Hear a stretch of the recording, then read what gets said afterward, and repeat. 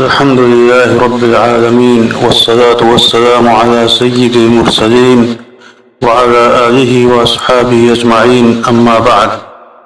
حضرات، 15 اگست 1947 ہندوستان کی تاریخ کا وہ یادگار دن ہے جس دن یہ ملک گورے انگریزوں سے آزاد ہوا اور ہندوستانیوں نے چین و سکون کی سانس لی. اسی مناسبت سے ہر سال 15 اگست کو خوشی کے گیت گائے جاتے ہیں، چپے چپے پر آزادی کا جشن منایا جاتا ہے.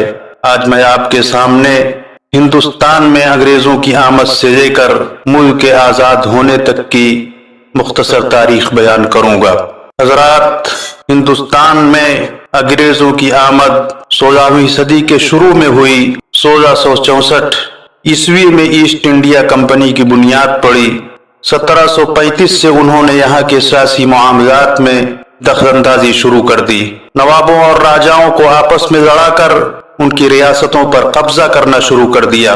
سب سے پہلے انگریزوں کے خطرے کو جس نے محسوس کیا اور نکل کر میدان میں مقابلہ کیا وہ نواب سراج الدولہ تھے، جنہوں نے 1757 عیسوی میں پلاسی کے میدان میں انگریزوں کا مقابلہ کیا، لیکن میر جعفر جیسے غداروں کی بدولت انہیں پیچھے ہٹنا پڑا.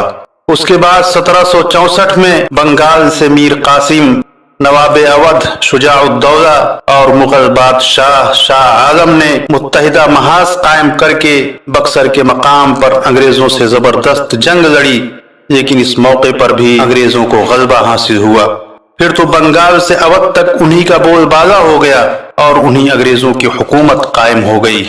یہ حالات تھے اور انگریزوں کے اثرات بڑھتے جا رہے تھے.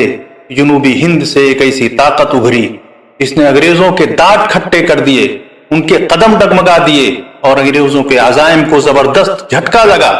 یہ میسور کے بہادر سلطان حیدر علی اور سلطان ٹیپو شہید تھے، جنہوں نے انگریزوں سے کئی جنگیں لڑی، لیکن سن 1782 میں اثناء جنگ حیدر علی کا انتقال ہو گیا. اس کے بعد ان کے جانشین ٹیپو سلطان نے انگریزوں سے مقابلہ کیا اور انگریزوں کے چھکے چھڑا دیے، لیکن جہاں ان کا مقابلہ ایک طرف انگریزوں سے تھا، وہیں دوسری طرف دو طاقتیں مرہٹا اور نظام حیدرآباد برابر ان کے خلاف لڑتے رہے، سازشیں کرتے رہے. بالآخر 4 مئی 1799 کو انگریزوں سے جنگ کرتے ہوئے یہ بہادر اپنوں کی غداری سے جام شہادت نوش کیا اور ترنگا پٹنم کے میدان میں شہید کر دیا گیا. اب انگریزوں کے لیے راستہ صاف تھا، چنانچہ جنرل ہارس سلطان کی لاش کے پاس آ کر خوشی سے پکار اٹھا کہ آج سے ہندوستان ہمارا ہے. سلطان ٹیپو کے بارے میں حضرت مولانا علی میاں صاحب رحمۃ اللہ علیہ نے لکھا ہے کہ ہندوستان کی تاریخ میں سب سے زیادہ بلند ہمت، بالغ نظر، مذہب و وطن کا کوئی فدائی نہیں گزرا. انگریزوں کے لیے سلطان ٹیپو سے زیادہ محیب اور قابل نفرت کوئی شخصیت نہ تھی. سلطان ٹیپو کا یہ جملہ ہر شخص کی زبان پر ہے کہ گیدڑ کی 100 سال کی زندگی سے شیر کی 1 دن کی زندگی بہتر ہے. اب پورے ملک پر انگریزوں کے اثرات پھیل گئے اور ہندوستانیوں اور خاص طور پر مسلمانوں پر ظلم و ستم کے پہاڑ توڑے جانے لگے. یہ حالات تھے کہ حضرت شاہ عبدالعزیز محدث دہلوی رحمۃ اللہ علیہ نے 1803 میں ہندوستان کے دارالحرب ہو جانے کا فتویٰ جاری کیا. ان کے علاوہ ملک کے مختلف گوشوں سے ہندوستان کے بڑے بڑے علماء نے یہی فتوے جاری کیے. چنانچہ شاہ رفیع الدین دہلوی، قاضی ثناء اللہ پانی پتی، مولانا اسماعیل شہید، شاہ محمد اسحاق دہلوی نے بھی ہندوستان کے دارالحرب ہو جانے کے فتوے دیے. اب اس کے بعد حضرت شاہ عبدالعزیز محدث دہلوی رحمۃ اللہ علیہ کے خلیفہ اور ان کے تربیت یافتہ حضرت سید احمد شہید رحمۃ اللہ علیہ اٹھے. ابتدا میں نواب امیر خان لشکر میں شریک ہو کر انگریزوں سے برسرے پیکار رہے، لیکن جب سلطان امیر خان نے سید صاحب کے منع کرنے کے باوجود انگریزوں سے مصالحت کر لی تو امیر خان سے لشکر سے سید صاحب واپس آ گئے.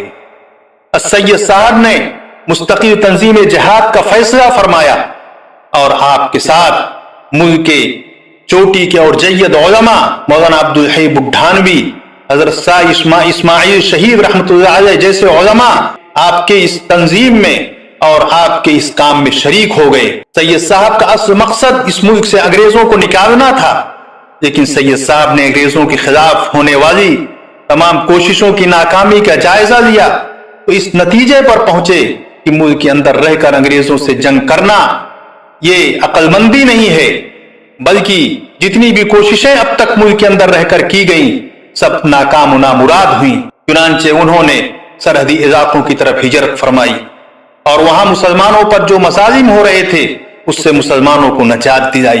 ابھی آپ کا مشن پورا نہیں ہوا تھا اور آپ راستے میں تھے کہ بالا کوٹ کی سرزمین پر یہ مقدس قافلہ سن 1831 عیسوی کو شہید کر دیا گیا اور ایک زبردست کام ہوتے ہوتے رہ گیا، لیکن سید احمد شہید رحمۃ اللہ علیہ کی کھڑی ہوئی یہ تحریک سرد نہیں پڑی، بلکہ یہ چنگاری سلگتی رہی اور چند ہی دنوں میں شعلہ جوالہ بن گئی اور ملک کے مختلف حصوں میں اپنا کام شروع کر دیا۔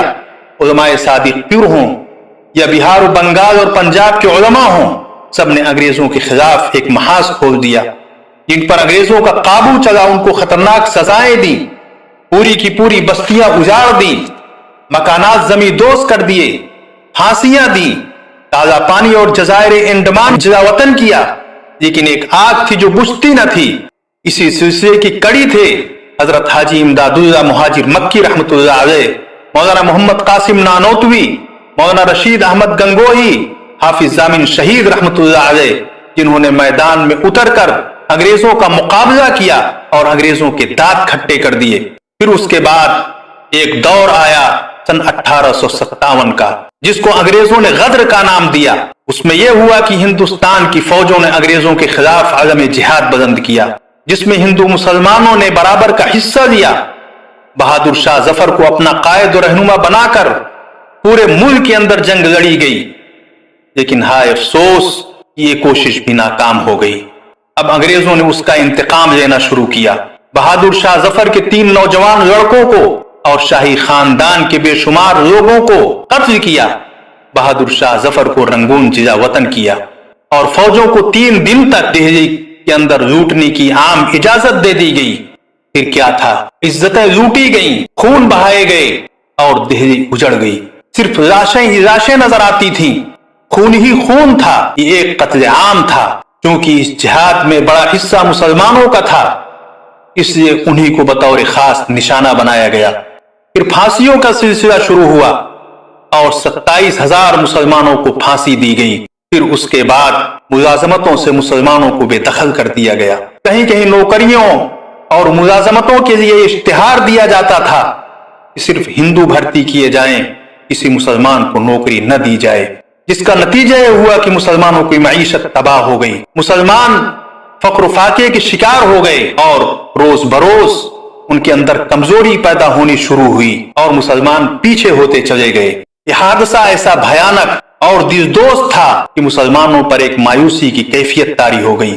یہی وہ زمانہ تھا جب ایک طرف سر سید احمد خان نے علی گڑھ میں مدرسۃ العلوم اسلامیہ کے نام سے ایک کالج کی بنیاد ڈالی، جو بعد میں مسلم یونیورسٹی بنی۔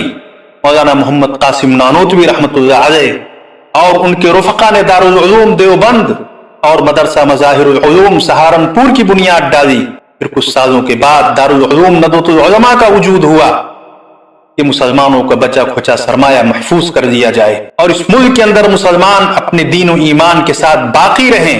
یہ دردمند علماء تھے جن کے دلوں کے اندر ایمان کی چنگاری تھی اور مسلمانوں کی یہ تڑپ رہے تھے، اور انہوں نے اس کا انتظام کیا اور وہ اپنے مقصد میں 100% کامیاب رہے۔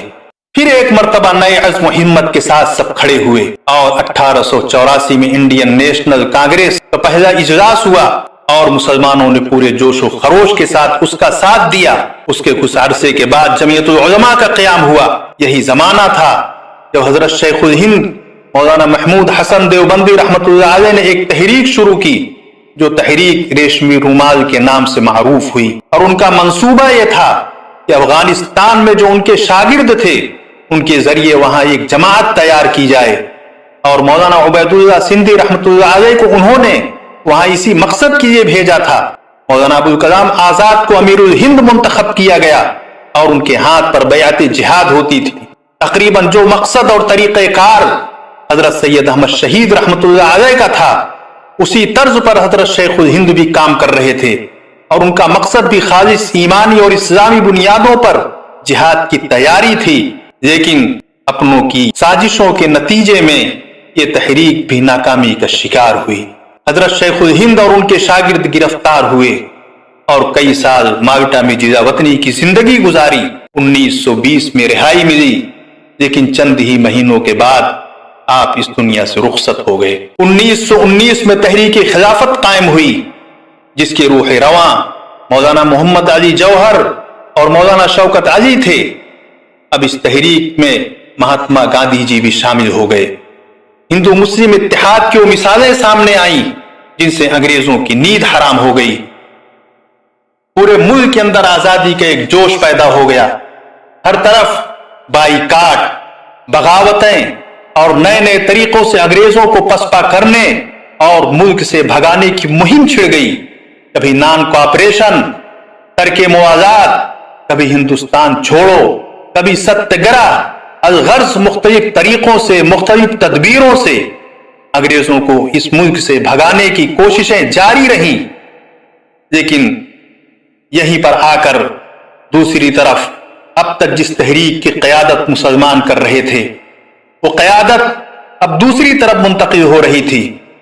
एक तरफ मौलाना अबुल कलाम आज़ाद, मौलाना मोहम्मद अली जौहर, मौलाना शौकत अली, मौलाना हुसैन अहमद मदनी, असरत मोहानी, अल्लामा सुलेमान नदवी रहमतुल्लाह अलैह और बहुत से मुसलमान उलमा और कायदीन थे। तो दूसरी तरफ महात्मा गांधी, पंडित जवाहरलाल नेहरू, मोतीलाल नेहरू, सरदार वल्लभ भाई पटेल और बहुत से बिरादरान वतन शामिल थे। तहरीक खिलाफत की बागडोर महात्मा गांधी के हाथ में दे दी गई और हिंदू मुस्लिम इत्तेहाद का जबरदस्त नमूना सामने आया। ये सब चल रहा था। अब हिंदू मुसलमान एक साथ, एक जान दो कालब थे कि अंग्रेजों ने अपने तिरकश का आखिरी तीर चलाया। ये शुद्धि संगठन की तहरीक थी, जिसके अंदर ये फितना पैदा किया गया कि मुल्क के अंदर जो मुसलमान हैं उनको फिर से हिंदू बनाया जाए। नतीजा ये हुआ कि हिंदू और मुसलमानों में नफरत की दीवारें खड़ी हो गईं। मुल्क के अंदर एक इस्तिराब और बेचैनी की कैफियत पैदा हो गई और वो इत्तेहाद और वो प्यार और मोहब्बत की जो फिजा बनी थी उस पर पानी फेर दिया गया। मुल्क के अंदर जगह जगह फसादात होने लगे।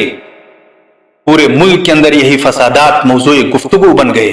नतीजा यह हुआ कि बहुत से मुस्लिम कायदीन ने कांग्रेस से अलहदगी इख्तियार कर ली और हिंदू मुसलमानों में एक जबरदस्त खलीज कायम हो गई। दोनों तरफ से बातें होने लगी कि हिंदू मुसलमान एक साथ नहीं रह सकते। मुस्लिम लीग, जिसके सरबराह मिस्टर मोहम्मद अली जनाह थे, उनके साथ मुसलमानों की एक बहुत बड़ी तादाद शामिल हो गई और पाकिस्तान का मुतालबा शुरू हो गया। इधर सरदार वल्लभ भाई पटेल भी इसी नजरिए अलहदगी पर मुसिर रहे, यहां तक कि उन्होंने गांधी जी को भी तकसीम के मंसूबे पर आमादा कर लिया। बहरहाल मुल्क के कायदीन ने कुर्बानियां दी, अंग्रेजों के जुल्म सहे। फिर वो दिन आया कि 15 अगस्त सन 1947 को मुल्क अंग्रेजों से आजाद हुआ और हिंदुस्तान में आजादी का सूरज तुलू हुआ और मुसलमानों ने और यहाँ के बाशिंदों ने खुशी के गीत गाए। लेकिन अफसोस के साथ कहना पड़ता है कि मुल्क तकसीम तो हुआ, मुल्क आजाद तो हुआ, लेकिन मुल्क के दो टुकड़े कर दिए गए। मुल्क दो हिस्सों में तकसीम हो गया और नफरत और अदावत की ऐसी बुनियाद पड़ी जो रोज बरोज बढ़ती जा रही है और कहीं से कम होती दिखाई नहीं दे रही है। जबकि मौलाना अबुल कलाम आजाद और मौलाना हुसैन अहमद मदनी रहमतुल्लाह अलैह आखिरी दम तक उसकी मुखालफत करते रहे, जिसकी उनको बड़ी कीमत चुकानी पड़ी। गालियां दी गईं, दाढ़ियां नोची गईं, मुंह पर पथराव किया गया, मुंह पर थूका गया, सारी हदें पार कर दी गईं, बेबुनियाद इल्जामात लगाए गए। लेकिन ये हजरात अपने मौक़िफ़ पर डटे रहे और वही हुआ और वही हो रहा है। जिन हौलनाक नताइज और भयानक खतरात और अंदेशों का इजहार मौलाना अबुल कलाम आजाद ने दिल्ली की जामे मस्जिद की सीढ़ियों से किया था। ये मौलाना आजाद की दूर अंदेशी थी। ऐसा लगता है जैसे वो इन हालात को अपनी आंखों से देख रहे हों। बहरहाल जो होना तो वो हुआ। काना अमरुल्लाहि क़दरम मक़दूरा। आज हमें आजादी की तारीख से और इस आजादी की तारीख में और इस तहरीक में मुसलमानों ने जो सबसे बड़ा किरदार अदा किया है और जिनका सबसे बड़ा हिस्सा रहा है, जिन्होंने इस आजादी की तहरीक छेड़ी और फिर आखिर दम तक इसको मंजिल तक पहुंचाया और अपने जान की, माल की, हर चीज की कुर्बानियां उन्होंने दी। आज उन मुजाहिदीन आजादी के नाम को और उनके कारनामों को फरामोश करने की और तारीख के सफहात से मिटाने की कोशिश की जा रही है। जरूरत है कि हम भी उस तारीख से वाकिफ हों, अपनी नस्ल को भी वाकिफ कराएं और एक एक हिंदुस्तानी के सामने मुसलमानों की इस रोशन और ताबनाक तारीख को पेश करें। अल्लाह रब्बुल इज्जत मुजाहिदीन आजादी की कुर्बानियों को कबूल फरमाए।